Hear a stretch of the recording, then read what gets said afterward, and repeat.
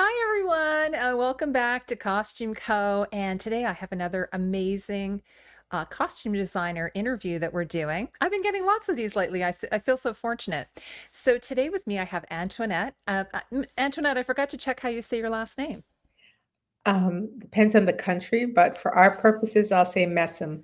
Messam. Okay, so Yeah. Antoinette Messam, she's the costume designer of the Book of Clarence, amongst many other shows and movies as well. So we can get a bit more into that. But anyway, today we're going to talk about the Book of Clarence. So this actually caught my eye not too long ago. I thought it looked like a really cool show. I did watch it in Canada. I watched it on Crave, but I believe in the United States you can watch it on Netflix. Yes, Is that Netflix. correct? Okay. Yeah. So it's available to everybody, but I believe it did have a time in the theater. hmm So, but it's accessible to pretty much everyone right now. You can watch it. And but before we get started, we're just going to get to know Antoinette a little bit better.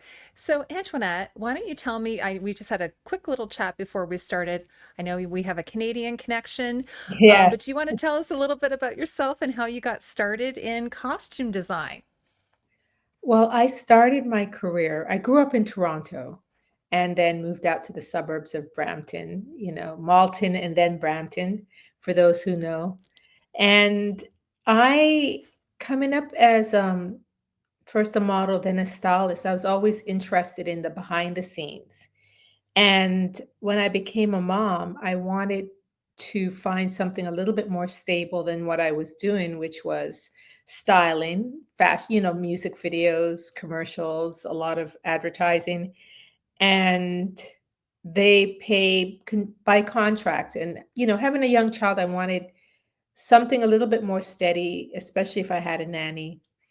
And it was recommended to me that I approach some costume designers in film as a buyer because of my background as a stylist. And I did, and I met the lovely Delphine White, who was a very well established costume designer in Toronto. And she hired me on a series called Hidden Room as a buyer. And that was great because I just finished working with a commercial stylist, Deborah Berman, who's still working in the industry. And they both mentored me, and I felt that I had a good groundwork of having the fashion background and the contacts in fashion, and then taking that, I guess, experience to film where it helped me as a buyer. And she says, impressed with my work that she recommended me for a TV series as a costume designer because it was MTV. And MTV was doing their first drama series in Toronto, and it was called Catwalk. And she did season 1 when it was YTV. I don't even know if YTV still exists in Toronto, but, for YTV sold it to MTV, and MTV wanted a stylist, not a costume designer, even though it was a drama series. And the reason being it was like a music video every week. It was a story about a band. So that was my entry through the back door, entry into costume design. And I loved it. I thought, "Oh my god, finally, this is what I was meant to do," because I loved whereas I loved shopping, I loved fashion, I loved the new collections, I loved clothes, period. I the thought of taking what is written and creating a story from a script was so exciting to me. Like, if I could read the script and see the people dressed and talking and immersed in the story, then it came to me. So I found my home. I became a costume designer. I never looked back. That's amazing. Do you find yourself even now, like if you read a novel, like you imagine how everybody is dressed, Yep, even if they don't describe absolutely. it? Absolutely. It's so fun, right? Yeah. Now, can I ask you, was that show with Nev Campbell by any chance?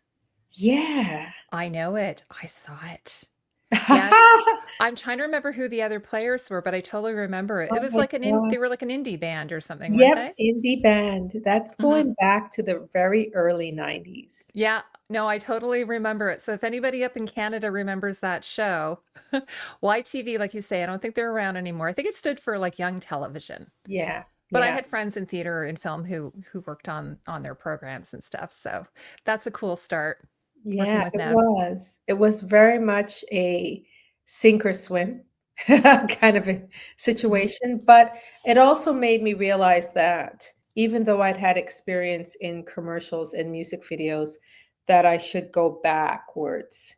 And I did. After that, um, in between, because you know, I made an incredible bond with the production company, the producer and production manager team, Wendy Green and her husband, David. And they hired me for a TV series, which was very different. It was a half-hour comedy sitcom with Monica Schnarr as the lead. And I've watched all those kids on that show go on to do bigger and better things. But it was a cute little Canadian half-hour sitcom.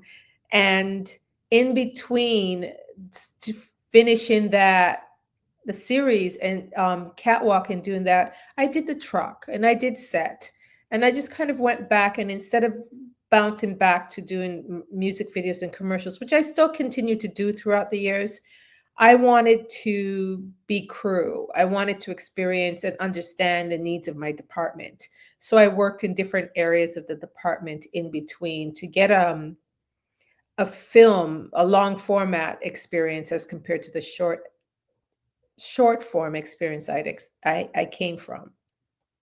By the way, I'm noticing so many wonderful Toronto designers, people who started off in TV on smaller shows, have gone on to huge careers, international careers. So there's something about Toronto. Maybe it's the Yeah. water. Well, I think it's also the community. I really miss the community. We're incredibly supportive of each other. I'm a founding member of CAFCAD, and creating that organization where it was nonpartisan and didn't matter what union or whether you were independent designer or commercial stylist, coming together and supporting each other not only with training but with events to promote our work. So I love that camaraderie, that kind of fellowship that Toronto had, you know. And trust me, it's Absolutely. not everywhere. No, no. Yeah. Um, so, all right. So this is quite early, but how did you get to where you are now? And obviously, I mean, the Book of Clarence, like, how did that all come about? Well, how did I get to where I am now? Well, maybe we'll start with that, and Yeah, then we can talk about how you got I into Book of Clarence. I mean, with growth, I mean, I've been designing since 1992, so I've been in there here for a minute. And as you gradually make relationships, I worked on a lot of in the 2000s, a lot of American film and television. Majority, I mean, I came out of Dufferin Gate. Those who know Toronto, Dufferin Gate, which became Temple Street. I mean, I did a lot of cable movies for them. And these were big cable movies with Showtime, where we had actors like James Earl Jones, you know, Laura, Linda Hamilton. I mean, Farrah Fawcett, like we had talent who came on to do these usually period or very heavy character driven projects. And that was the meat in Toronto TV, was because they brought in American big budget film, but they usually brought in their heads of departments. And that's how CAFCAD came about, actually, wanting to promote ourselves so we could do more of that kind of work. But at the time when I started, there were a few Canadian costume designers in Toronto who were doing the big budget features. I mean, Delphine White was one of the first. Um, then Louis Sequeira came along. I mean, it was just not, we were the assistant designers on those projects. So my start was majority television. And I did a few independent films, for CBC, and a few others. But I would say the first film that got me on in that lane, would be working with Don Carmody on Skinwalkers for Lionsgate, which was my first studio picture. And working with Don Carmody on that project led to working with him on Orphan. And Orphan was became a very well-known commercial hit. I mean, it's still an iconic film. I see it every Halloween. Little Isabel's running around, Um, but you get to a point where people are starting to ask you to do projects outside of Toronto. And after Orphan, I felt maybe it was time. My son was an adult. Maybe it was time to take the leap and cross the border. And I'd had enough body of work. I had a clothing line that sold in the US at the time. Um, and I think my diverse body of work, where I still had strong advertising clients, commercial clients, celebrities who wore my clothes, and then studio pictures, that I was able to get a visa to work in the US on my own, which I was very proud of. Did you now I'm not sure how it works for you, but did you end up having to get an agent to help to try and secure some of these Well, studio yes, pictures? I did have an agent in Toronto, Tina Horitz. Shout out to Vanguard, my first agent. And then I got an agent when I was ready to move to the US, in the US. So I've always had an agent, though. I'm one of the rare birds that I've had an agent since I was 16. First as a model, then as a stylist, and then as a costume designer. Mhm. By the way, going back, did you ever work with Monica Schnarr as a model? We Or were in the same agency and okay, same agent at the same time. sure. If anyone Yes, doesn't know who she was like one Canada's like top supermodel, maybe supermodel. next to Angelina, or was it her name? Linda Evangelista Yeah, probably was the biggest one, but yeah, but she came before Aunt Linda. oh yeah, yeah, Yeah, she was yes. just before Linda, and Linda came out of Ottawa, I think, didn't she? Mhm. I can't remember. I know. I But used to live not too far from Monica. I'd see her walking her dog. She's very, really, I wonder what very, she very is now. nonchalant. She went the route of soap operas, because when we were doing that TV series together, she just booked Bold and the Beautiful. And she Oh, was yes. flying back and forth between shooting the two, because Hmm. neither one would give up. The Toronto one wouldn't let her out of the contract. Hmm. She I doesn't used to watch Bold and the Beautiful know. and Young and the Restless. Young and the Restless. I Remember grew up those on ones? Young and the Restless, my brother and I. Yeah. So fun. Did you ever work on a soap? No. Yeah. That would be a very stressful job, I would think. I think so, but it's also, you kind of you start to figure out what you like. And Hmm. I very early on, I liked doing anything that was different than what I came up doing. So I tended to be attracted to character, period, horror, anything that was not fashion, even though people kept dragging me back into fashion driven work.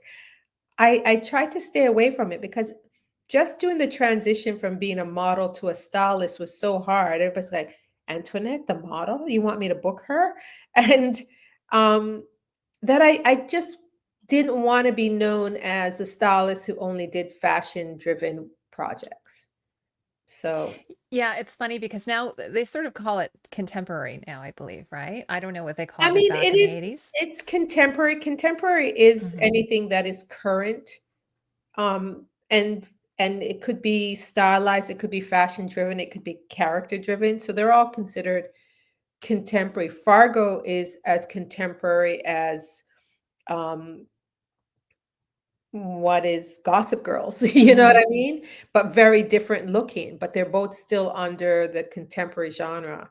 And I leaned more towards the Fargos than I did to Gossip Girls. Yeah, well, it's funny because on my channel, like I rarely will do contemporary, but occasionally I'll find a show that I just like, I have to cover this show. I love it so Yeah. much, like The White Lotus or something. It's Yeah, just yeah, so yeah. fun. So I will occasionally do that, but I tend to prefer, historical or sci-fi or horror. Those tend to be my favorites. Do you have a favorite genre that you like to do? I don't know that it's about the genre. I think it's more about the story, because I just did a project that I'm not quite sure what it is. It was pirates in Victorian time who looked very stylized and more sci-fi than period.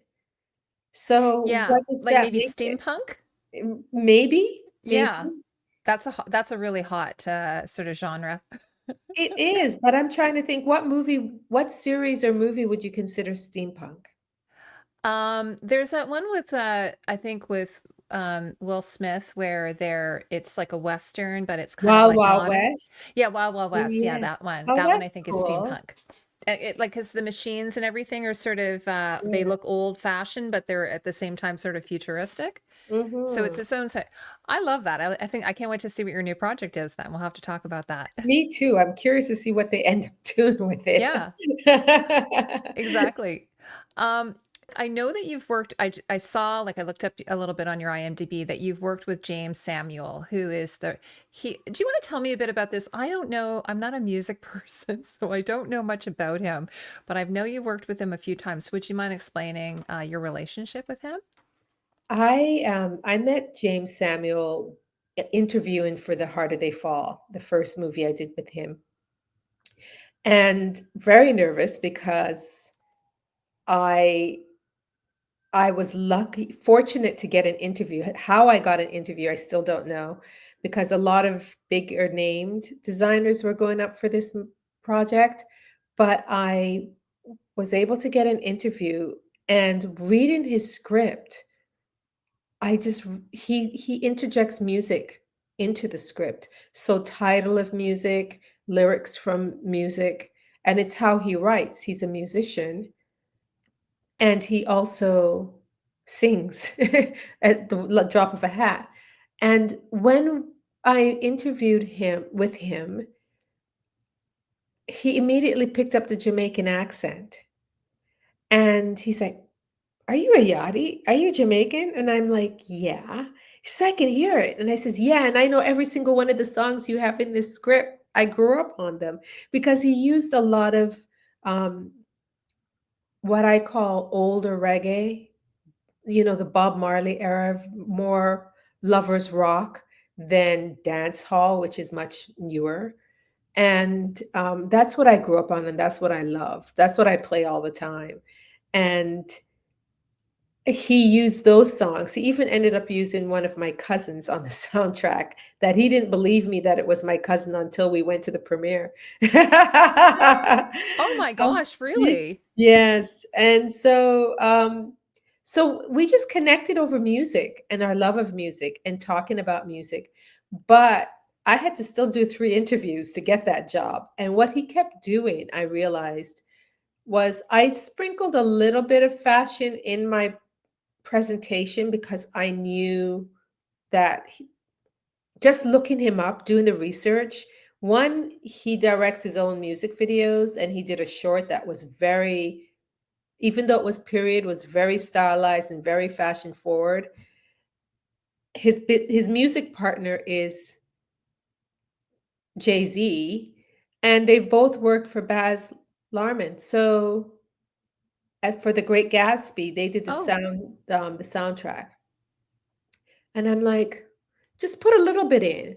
But then after meeting with him the first time, he asked for more, like in that direction. And then he asked for more. And then I realized the majority of my references are more stylized period references. So a layout in a fashion magazine that was inspired by Western.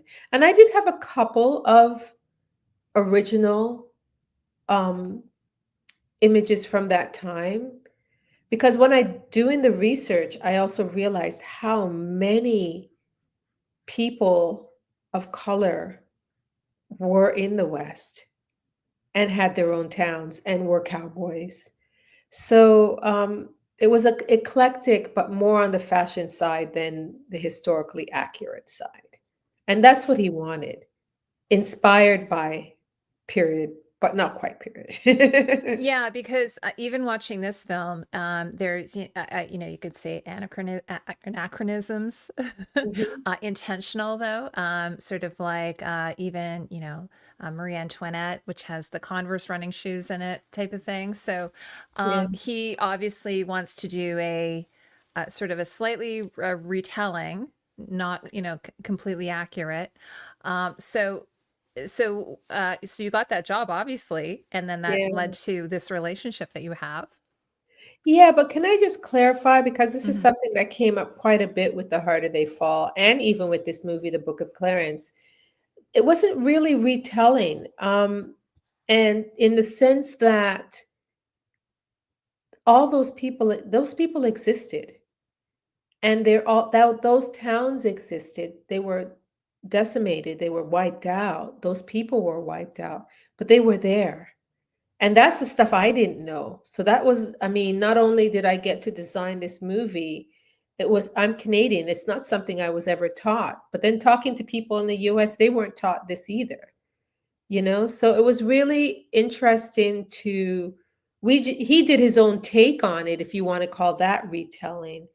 But it's Yeah, just, sorry, I haven't seen the movie, so I shouldn't no, even no, no, comment no. on It's that just one. it's something that's it's was used quite a lot, even in my interviews, where it's almost like we recreated a world that didn't exist. And it's just, I think it's just important for me just to make sure that I clarify that I found these people, they did exist, and just nobody talks about it, you know? Well, I'll have to watch it and then I'll have you come back and we can talk about it. Okay, please. It's I one have of seen the my favorite. Oops, he just froze. Oh, did I freeze? Yeah. Oh, okay. I'm back. Am I back? Yeah. Okay, good. Hopefully, on the recording of this, it'll be fine. Sometimes it's fine because it does both sides of us. Mhm. So hopefully we're good. Well, do you want to tell me a little bit about how you got involved in the Book of Clarence and how, like, the story of how that all came about? I had heard I mean, he'd mentioned a few projects to me. He just didn't mention this project. And he dropped Easter eggs in The Harder They Fall, but he dropped a few Easter eggs. So, I'm not quite sure which ones related to what, but once you see The Harder They Fall, you'll hear one of the characters talk about it's not in there is no Book of Clarence. So he has a bunch of scripts. I was on vacation with my parents in Jamaica when he called me. And it's like, we're going right now. And I'm like, going on what? The Book of Clarence. I'm in LA. How soon can you get here? I got to leave for Rome. So I literally packed up my parents, went back to Toronto, dropped them off because there's, senior parents, dropped them off, got on a plane, went straight back to LA, met with him the day before he traveled to Rome. So it happened very quickly. And then I had to then get myself organized and follow him. Um, and he wasn't, by the time I got to Rome, he'd already gone on to Matera. So I didn't see him for several weeks after I landed because I was prepping in Rome. And then I went to meet with him and the production designer and the DP. But how did it happen?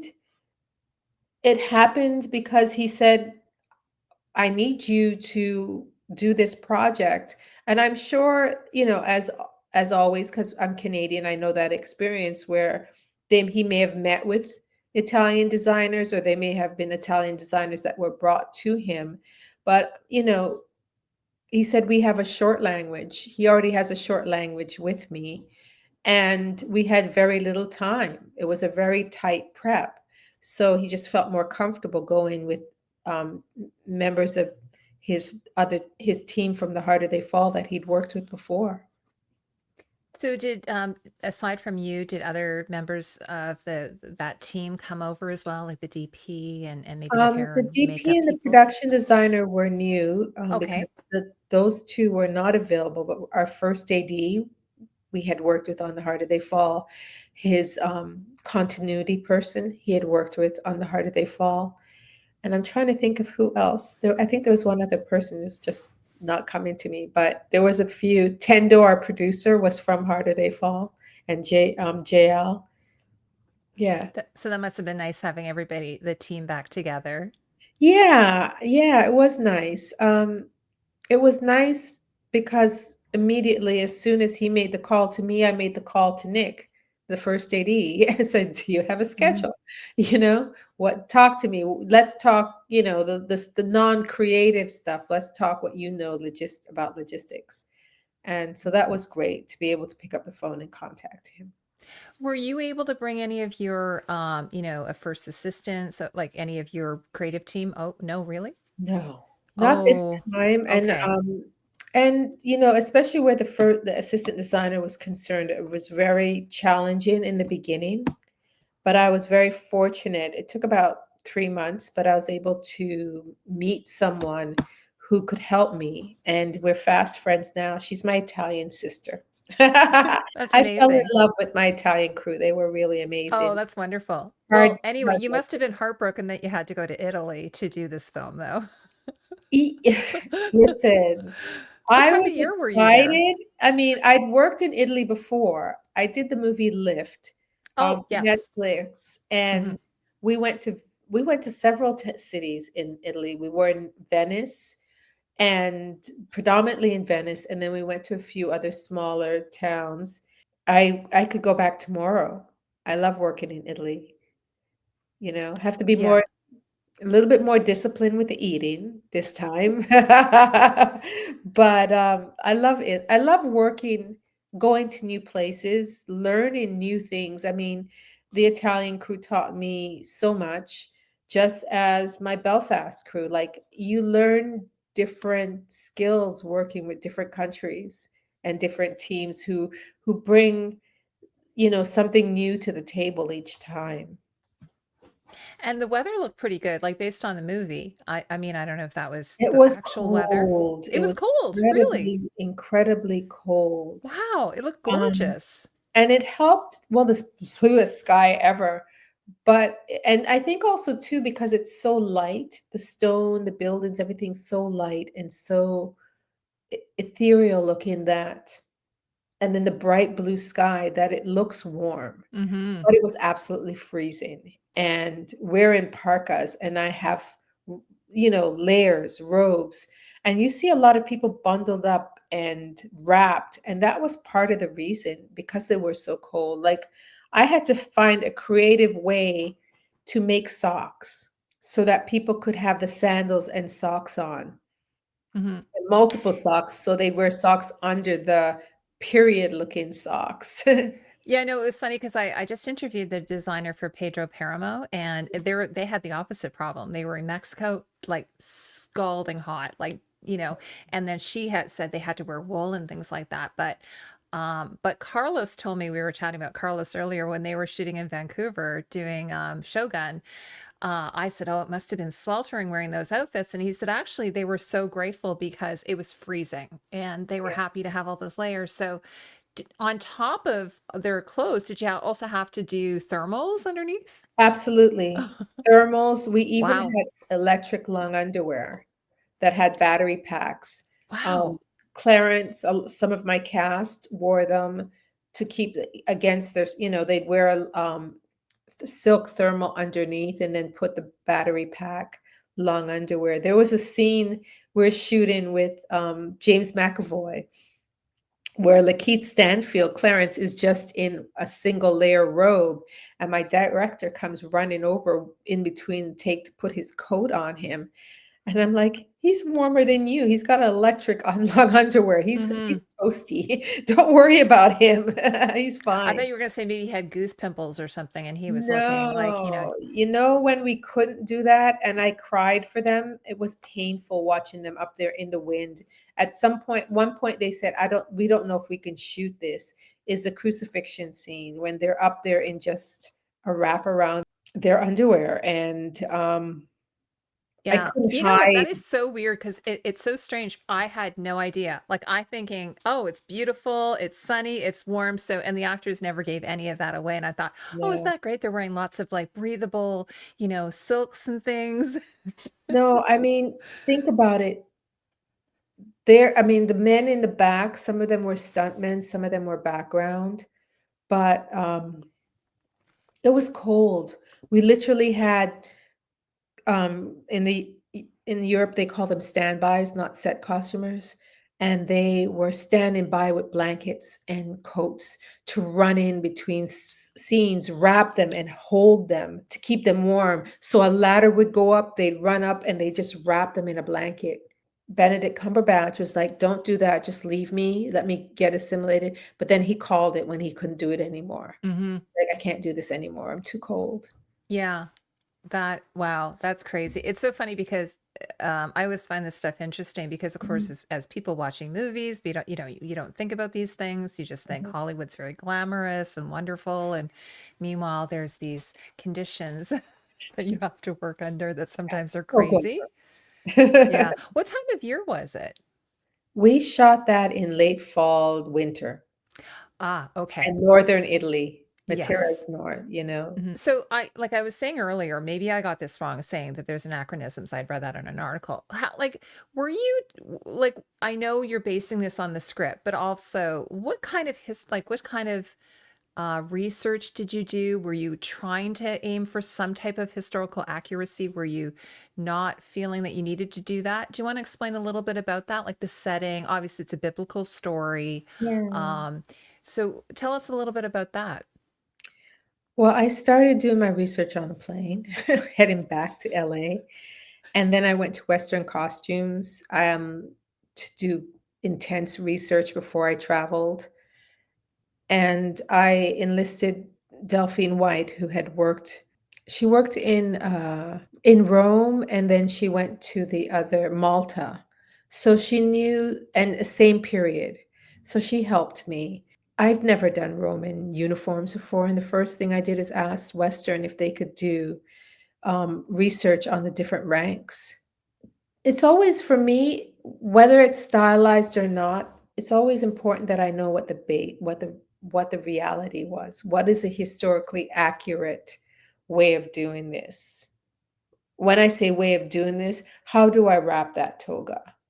Before I fudge with it, before I stylistically change something, I want to know what it was and supposed to look like. I mean, James McAvoy's Pontius costume is as traditional and accurate as it got. I mean, and we literally wrapped it as we saw it in the lithographs.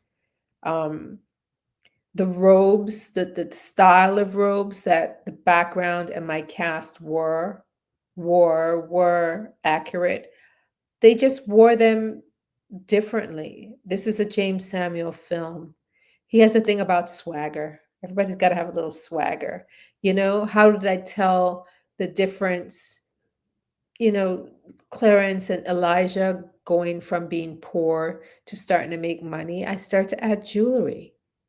You know what I mean? And more refined clothing. And I don't think that it's that the clothing were not accurate. I mean, is Gladiator accurate in terms of the silhouette is similar, the silhouettes are the same. It's just how we wear it. And when I use the reference of Gladiator, that's in Rome. Those people have more money. It's a merchant town. There's, wealthy people there. Where Clarence comes from is not. And I wanted to reflect that difference. I wanted people to see that these are guys from the hood. You know what I mean? If they were in Toronto, they'd be in Ontario housing, trying to make hustle, some weed on the corner.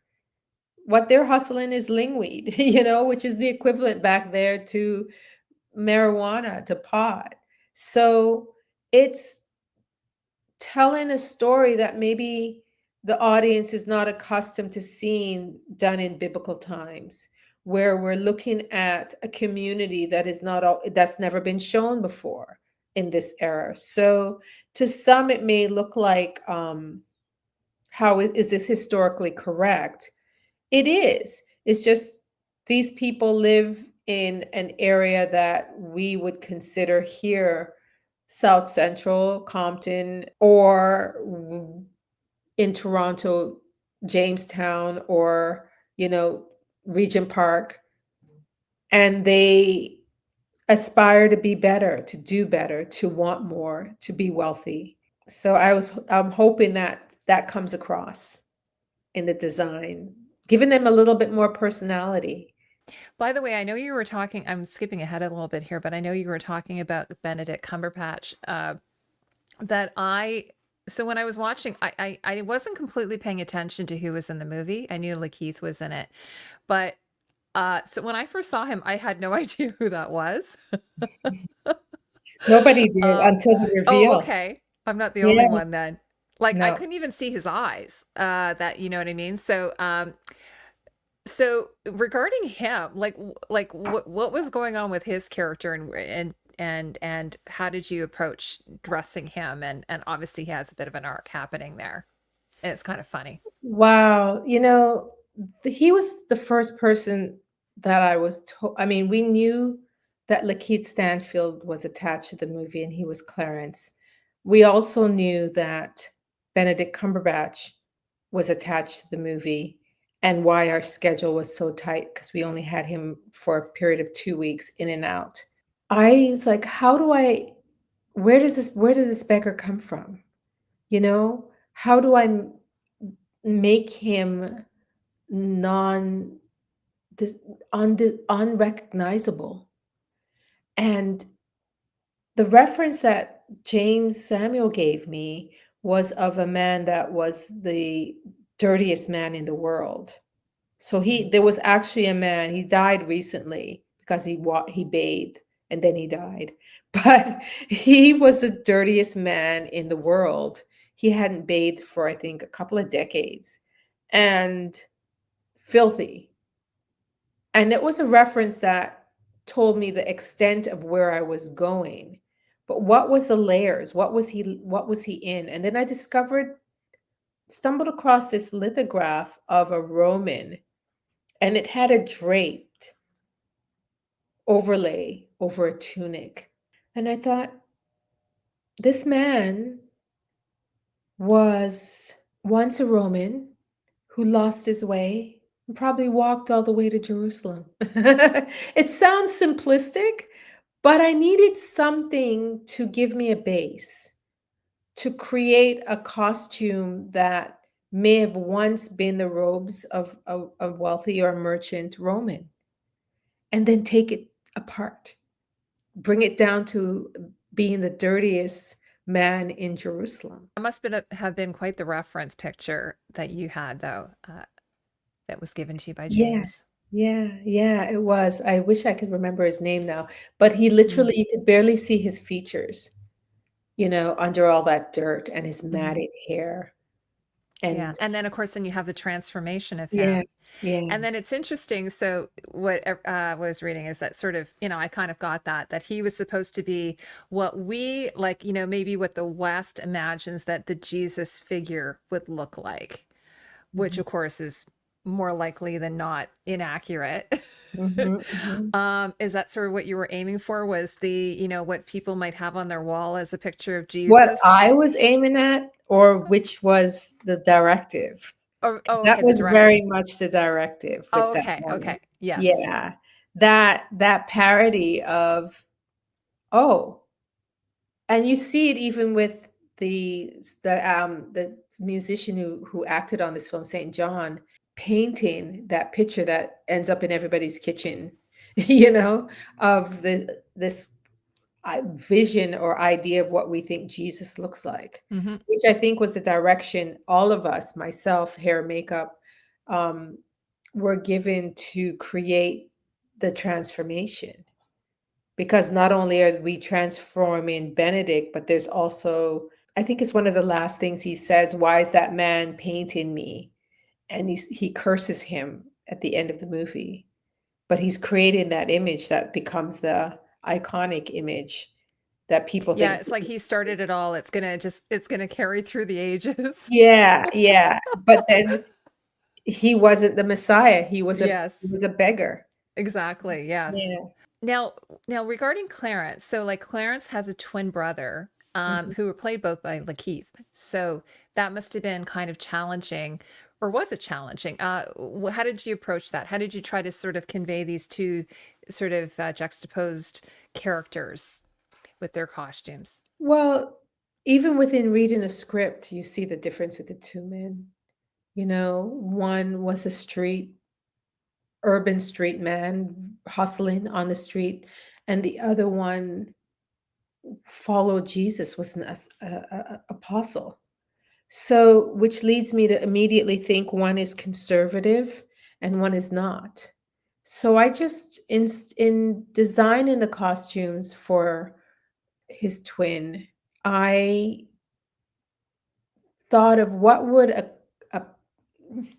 I don't know, preppy man in biblical times look like, even down to his tunic is crew neck and the robes over top.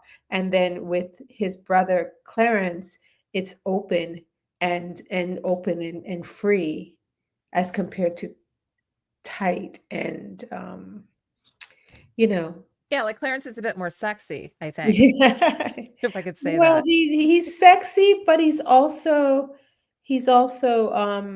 there's a relaxed air about him, and these are sometimes cues I take in the fitting. Like I may have the base, but once I start to see, especially actors like LaKeith Stanfield and Benedict, Mary and Jean Baptiste, who once they start to get dressed, they become they walk it out, they sit, you see their hand movements, you see how they move, and it helps to dictate the direction. Okay, let's not use an open neckline on him. Let's close him up because he's walking like this. He's already closed and his body language is closed. So let's tighten that up. Mhm. Yeah, Well, while we're talking about this, do you mind if I show a few pictures and we can just not sort of at go all. through them?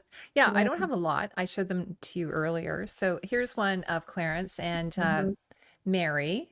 mhm. Alfre Woodard, the Alfre Wood, wonderful. yes, Yeah. wonderful. And one of the things I noticed is a lot of times you use very like earthy, natural, like it almost feels like you were sort of informed by the like your surroundings, like it almost like especially Alfre Woodward there, she looks like she sort of blends in beautifully with the stone.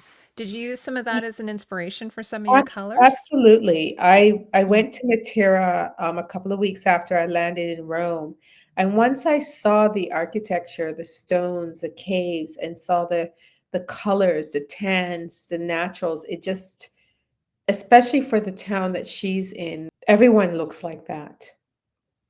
And I pulled the color out of the town, the city, so that by the time we get to where Mother Mary lives, everyone looks almost angelic.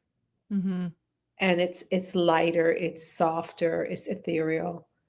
And the color pumps back up once you go into town. Yeah, and Antoinette, I know you didn't do the hair. Were you involved in the design of the hair though? I thought saw something about that you were. No, what I was is I think it's really important that we collaborate, Hmm. that we share ideas and references. Sometimes they take their cue from me, the costume designer. I usually start sooner working with the director, so I'm able to show designs and direction that can help hair and makeup make, executive decisions on what direction to take. um, I'm asked to make suggestions at times. Alfre had this wig created in New York before she traveled because she felt it would add to the look and the character being pure white as it was beautiful. Oh, I absolutely love it. And because I was going to also mention, like, regarding Clarence and Thomas, the two of them also have very distinctive hairstyles, and you end up adding little jewels to his hair um, Yes, as he this comes was up in his. yes, that was Shawn Richards. She was LaKeith's personal hair and makeup designer, and she had these wigs for both characters created in Los Angeles, I think. I'm not sure, but she designed the hair and makeup for the two brothers, the twins, Hmm. and yeah, it was incredible to see the difference between the two. But everything is so beautifully, like, just looking at Alfre there, she's just, she does look very angelic and very soft, and just all the draping and everything is so soft, like nothing looks structured at all, just feels very relaxed. And I would want to wear that. Yeah, and what was really important was, especially in the fittings, finding those little beats to make each character stand out because they're literally, some of them literally in the same silhouette. So how do I separate them? And I mean, what's great about LaKeith is LaKeith himself likes loose moving. It works for him, and Hmm. I was able to give him that the way he was going to walk. If you notice, he walks very different as Clarence than he does as his brother. And that really helped me seeing him doing the fitting. And what I had a very large, we had the floor of a hotel. A, it wasn't abandoned; it was just closed since the pandemic. So we had a floor of the hotel, and they'd come out of the fitting room and they'd walk around. There was enough space for them to walk Oh, isn't that around nice? so that I could see how they moved in the clothes. Hmm. Do I need to cut the robe longer? Or I mean, cut the robe shorter?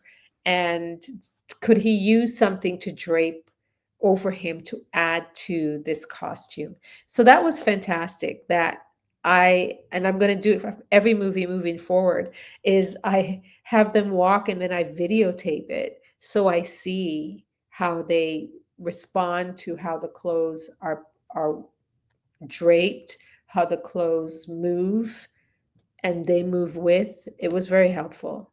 Yeah, and then even here you can see, like in this picture, it's really nice high resolution, all the textures on the fabrics, and it looks like you've done a lot of dyeing, over dyeing. So, it's nice to see all those different textures and layers built up to, Mm. did you do a lot of, like, hey, let's try this on, put this on, okay, no, take it off. Like, did you do a lot of playing with that in Yes, your fittings? absolutely, absolutely. When we did the apostles, they Hmm. came in mass, um, Okay.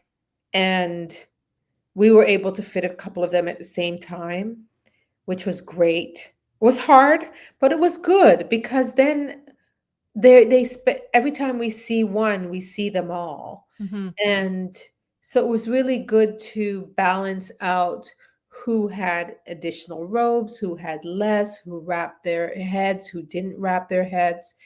And, if somebody asked for something like, let's try it, somebody wanted to not wear a short wrap around, he wanted to wear a turban. Mm. James really didn't feel that the turban was right for this movie. So we stayed away. There's a few background that we had it in, had it on them, but overall, you'd see that most of it is draping Sure. around the heads, draping around the bodies, and just movement as compared to something structured. Mhm. Um, we have enough of that with the Roman uniforms, but you can Yeah, see it absolutely. Which I here. have here. Yeah. Yeah. Actually, well, this is LaKeith is wearing. This is a different outfit he's wearing. He kind of ends up in sort of this very, I don't want to say virginal, this very pure Mhm. palette. Um, did you want to talk a little? There's, you see the head wraps there and Yeah. behind all these beautiful sort of earthy, rich colors.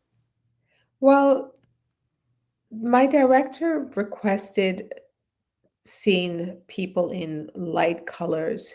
And I know that he was hoping to have more people like background and the story told that way.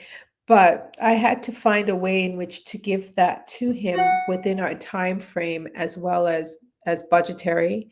And one of the ways was making that the color of the messiahs. You Mm-hmm. know, as Clarence becomes a messiah and I would say successful, he's making money now from it. His party clothes is his full Messiah look. Um, Mm-hmm. when we see Jesus, he's in the light colors. He's a Yeah, Messiah. heavenly. When we see, um, it just felt right to put his right hand man, Peter, the apostle, in the robes, the light colored robes as well. He just carried it and he was like almost like his security guard in real life, you know?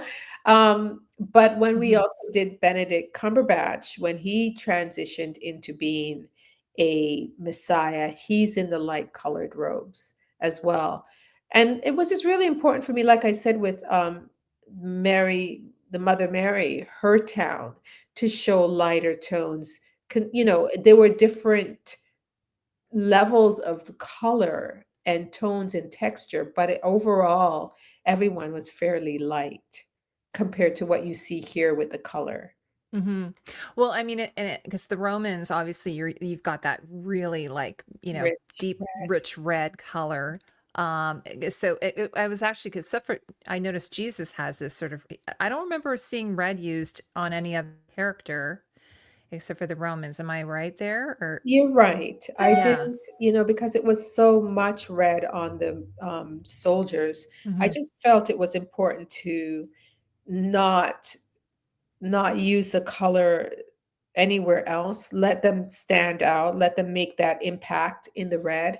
And um, the red cloak that Jesus wears, that he also then gives to the beggar, was scripted and was something that I think James wanted to have him stand out to, even with that stone that he pins to his clothes, having it larger than life so that it reads and that he gifts this robe, this cloak, that's rich red cloak to a beggar with a stone on it. Mm-hmm.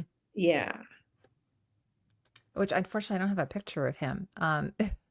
I've, Here's a James McAvoy. yeah. As is, do you say Pontius? I always say we used to always say Pontius. Maybe I'm wrong.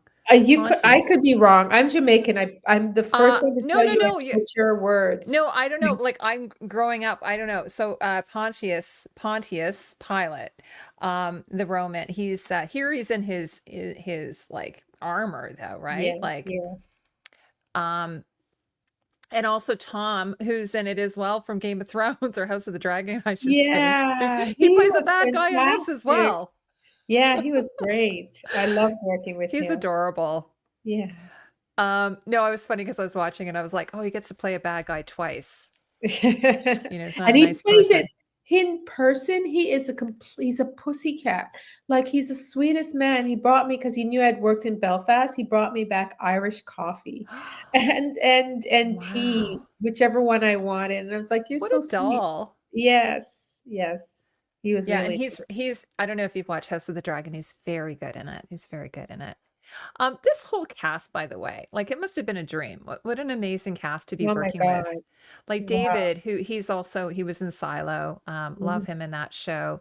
The whole like it's just such a massive the women in the show as well. Like I'm not familiar with this actress here. This was my first time seeing her. What a stunningly beautiful actress, though. Yes, Anna Diop. It was my first Yeah. time working with her as well. Yeah, and one of the other questions I had for you is next to all of the, the beautiful fabrics and colors and everything you're working with, you had some really unique jewelry pieces, like headpieces, like she's Mhm. wearing this really unique, and then her brother, I think it's her brother or her Yes, it is cousin. her. Jedediah was her brother. So how did those come about? Like you had some really unusual, like, and then of course also Mary Magdalene who had that. felt like almost like a Bedouin sort of headpiece of some kind. Like, so Mhm. did you find an artisan who did that, or was this your own? Yes, I the I'll put the picture back up. head jewelry Hmm. was references were given to me by James when I met him in LA before we left. And not a lot of references, but ones that make you go, Hmm. wow. And he gave me these images of these beautiful women of Northern Africa, where afar, where they've got their face, the decorative jewels over their face, where you barely see their features because it has the bead, the metal with the dangling. It was beautiful. And when I created the one for Mary Magdalene, I had to take into I had to take into to remember she had a big stunt. She's driving a chariot, and that is practical. Coming down that hill, Wow. Yeah. And it opens the it movie. It's like it a opens pretty the significant. movie. Yeah. So she had a stunt woman. There was a stunt driver underneath her. I mean, that she was going full throttle, and at first I was worried because I'm like, how am I going to have her face covered in metal while she's doing a stunt that she could be hurt? So I had to design it so that there was full eye for safety reasons, and it was secured in a way that it laid on her head and her face without, that wouldn't dig in. It was made that it wouldn't cut. Like it it was quite a few prototypes to get it to a place where we felt it was safe to for an actor to do a stunt in. And then we did one that was in a different material for the stunt. It's still, she has horses and she's got this face cover, and so I was really worried about that one.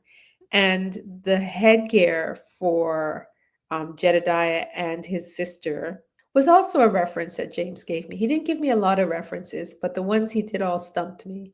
And this one, I'm like, it was a fashion image. It was from a fashion layout. And we didn't get the cast until very late. So what I did prior to getting the cast was I had designs done, and obviously, we had clearance done on these designs so that when we did have cast, we could just go right into having them made. And of course, we got the cast very late, and we made them over Christmas so that when we came back from Christmas, they'd be ready, and had the actor measured. So the actor was in London. We had him measured in London. We had those made in Hungary and then brought to Italy. Oh, wow. Shoot. No, I was going to ask about the face one. For Mary, did you have to do a cast of her face or anything, or No, make a just like make a measurements. mold? Just No, measurements. Okay. just measurements. Yeah. So the people who made these, how did you find them? Like, did you you don't have to give your sources. No, it's okay. We found the jewelry maker in London. No, not London, Italy. He's very famous. He does a lot of really big movies, and his company's been around for a very long time. So he was accustomed to doing special creative bills like that, and in a short period of time. The woman in Hungary, my supervisor, Gabor, came from Hungary. So a few of my crew came from Hungary, some from Germany, some from London. Italy was very busy, so I had to pull in crew from different parts of the Europe. And he had worked with this artist who not only did jewelry, but she did sculpture and unique pieces in metal. And she created it. And I was just amazed at how beautiful they turned out, especially over the holidays. Did you have to do like multiples, or were you able to Oh, get yeah. away with yeah, you did. Yeah. Yeah. Yeah. Yeah. Now, Multiples for everything on this movie. It was a big stunt movie. It didn't look like it, but it was. Yeah. absolutely, especially with the cross scene, that must have been crazy. Yeah. And they show you like everything from like the process. That I'm assuming you had to have harnesses and things like that. Yeah, I mean, we used harnesses, even the scene where he's doing the flip, that was interesting. Mm, It took me a long everybody's just like, "So what are you gonna do? How are you gonna make the dress? The" they said dress, I'm like, "It's a tunic." mm-hmm. The Yep. tunic not falling in his head when he goes upside down. So that was some workshopping. We actually did Oh, a okay. That's crinoline really interesting. underneath Mm-hmm. layers and then tacked the tunic to the different layers of the crinoline. Mm-hmm.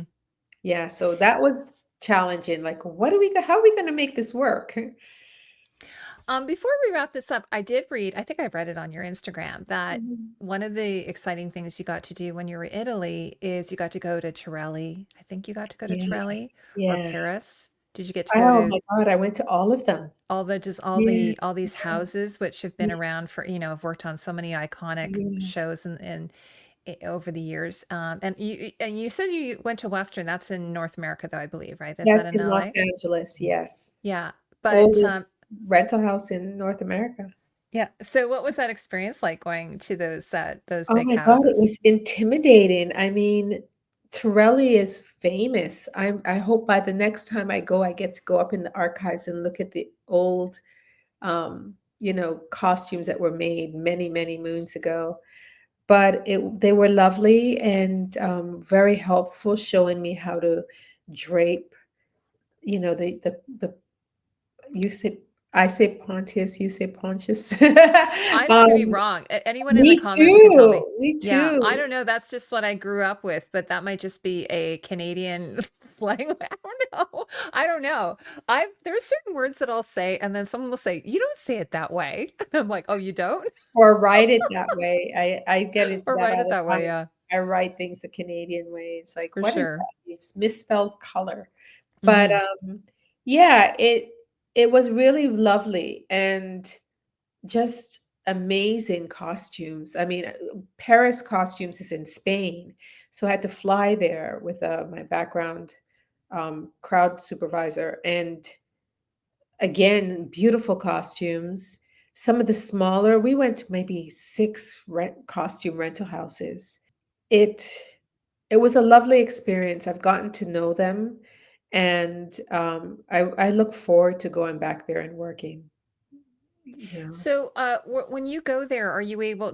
Were you pulling for this movie? And Absolutely. and do they give you a little space to work out of while you're there, or how does that all work? Well, in Rome, I had my own shop, my own prep space. It was small because it was temporary. We were moving as a unit to Matera, which is where we shopped.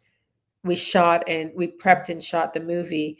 But before I moved to Matera, I had to pull costumes in Rome, buy materials in Rome, do all the sourcing and take it with us. Um, so if I needed a place to work there, they do have, desk and work tables and stuff like that. I think at Paris, you can rent production space. You can go in as a show and work out of Paris costumes.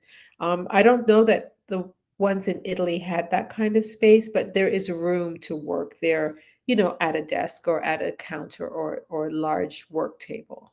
Hmm. And Yeah. also, I saw like Siam, who I've had on the show before. They're really lovely people. I think you had They some. built costumes for They this. built a lot of stuff for you, and also I know they have wonderful fabrics as well. Yeah. So, did you use them for a background, or what Yes, did you I use had them? costumes for the background built at Cyan, and then I also just used them on the bluff. I bought a lot of fabric from them for the bluff, which we shot in Australia, which much easier getting the stuff from them for Australia than Italy. Yes, because they're in Thailand, I think. Yeah. Yes. Mhm. Um, Now, in terms of before I'll let you go. I'm sorry I've kept you so long. I That's just have okay. like how many crew did you have? You must have had like quite a significant sized group of people working on this. Oh, yeah. Our set costume, I mean, wow.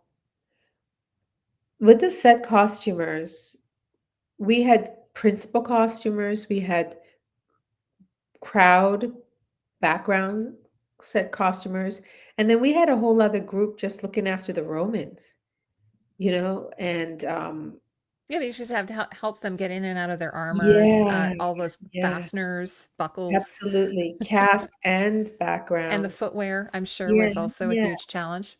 And most of those soldiers were stuntmen. Yeah, oh, So interesting. Okay. yeah, they were stunt. Um, I would say easily upwards of 30 plus. Oh, I was going to say more. So you only had Well, 30. those were the base. We Oh, brought okay. in more when we had bigger Sure. days, bigger background days. But my core group, I'd say, was about 30. Hmm. Yeah. And Maybe then, more because at one point, I think I had like 6 to 8 stitchers, not yeah, including my cutters. So let's bump absolutely. that up to about 40 plus. Yeah. Plus Yeah. all the there must have been a massive amount of dyeing and Oh, dipping and absolutely. breakdown Absolutely. and all Yeah. that. And Yeah. and on set, I'm sure as well. Because it was the same when I did Pedro Paramo. She was like, they're always throwing sand, Well, the what was dust. challenging for us is we dust them down because, Hmm. walking, they'd get a little dusty. Then they'd get cold and wrap themselves in blankets, and then it would all come off on the Hmm. blankets. Yeah. So you So almost have to like just have a bucket of, the I don't know how you do it. mop, pop in the A little dust, a little spray spritzer, and then yeah, a little bit. No, yeah. it was funny because one of my favorite stories is Alec Guinness when he was shooting Star Wars. Apparently, he would, I can't believe he did this. He would just drop on the ground and roll around.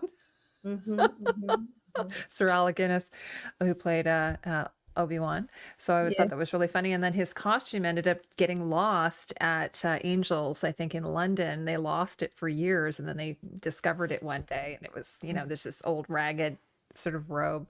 But I thought that that was really funny. He just practically got down on the ground and rolled around. Wow. Yeah, there were times when I literally grabbed up sand and dusty sand off the street Hmm. and did the hem of the skirt, I hear me calling them skirts again, of the tunics and the robes so that, if they went into a van and this stuff came off when they after lunch, they needed a little bit more. And sometimes it was just faster just to get it off the street and put on. Yeah, I was going to say because it's probably readily available and it's cheap. Yeah, yeah, exactly, exactly, Um, exactly. well, Antoinette, this has been such a pleasure. I am Me so happy we finally got to chat, and I'll have to thank Jeymes for connecting us, and also for. Uh, I wanted to ask you though before I let you go. Do you have? I know you mentioned something about a project you're working on. Are you allowed to share with us something that you're working on, or what you have Well, coming up? I'm no longer working on it. I just finished a movie called The Bluff and, for the Russo brothers, and hopefully that will Oh, be that's out very in exciting. yeah, 2025. It's, starring Priyanka Chopra Jonas, Carl Urban from The Boys, and, they are pirates, you know? This is the one that you were saying that you weren't quite sure what it. Yeah, it sounds Yeah, really really fun. Is it yeah. based on a book? Is it an original Well, screenplay? it's a original screenplay. My director was the writer of, One Love, the Bob Marley, biopic, and he wrote this script and directed, um, Frank E. Flowers. Yeah, so it's very much, it's an original screenplay, but he's from the Cayman Islands. And it's a folk story, I think, because I recognize the name. And Jamaica and Cayman are like sister islands, Hmm. and I recognize the story and the name of the lead right away. And I'm like, I know this story. And he reminded me that it was a folk story that many, centuries old. So this is the one that you shot in Australia? And Yes. then so that Siam was closer, they could ship you Yeah, some yeah, things. So yeah. that's coming out in 2025? I hope so. It's a big VFX movie, so I hope it comes out in 2025. Hmm. Well, Yeah. Carl Urban, he was shooting here in Toronto on Yeah, in The boy. Boys. I have a friend who's working on that show, so it was like big fan of that show. Yeah. And did you say Jonas as well? Yeah, The one of the Nick Priyanka. Jonas? Priyanka. Oh, Priyanka Priyanka. Yes. Oh, yeah. yes. She's married to, I think, one of the Jonas Nick brothers. Jonas, Nick yes. Jonas. Yes. Yeah. Well, that sounds really exciting. It was exciting, it was interesting. Yeah. Well, I'm I'm looking gonna leave forward it to it. there and let people tell me what they think when it comes out. Hmm. Like I said, is it period? Is it sci-fi? What did I do? Hmm. Well, I kind of like, yeah, it's kind of like a mashup that's sort of like a Yeah, hot thing in it. But I would love to watch The Harder They Fall and have you come back and talk about that show. Because I I did, would love to. yeah, Regina Hall, I think, is in it. No, Regina it's Regina King. King. My Yeah, apologies. no Yes. worries. So I know it's an all-star cast again. I think Idris Elba's in it. Yep, It's an all-star cast. So we'll yeah, have to have you back for that. And we'll think, absolutely. yeah. And then when your new show comes out, I would love to have you on again. Oh, thank you. Yeah. I have to support my fellow Canadians. Yeah, I'm Canadian to the core, Yeah. you know? Well, thanks everyone who stopped by and watched this interview with Antoinette. Again, she is the costume designer for the Book of Clarence. It is out right now. You can watch it on Netflix in the US, I believe, or you can watch it on Crave in Canada. You can also rent it. So if you don't have Netflix, you can also rent it. I did see it is available for rent, and I highly recommend you watching it. It was really fun, very funny as well. We didn't sort of touch on that, but there's a lot of humor in the show. Yeah, It's yeah. a little bit a lighthearted story, I think. Mm, yeah. Yeah. Well, thanks again, and we'll catch up with you soon. Bye, Thank everybody. you. Bye.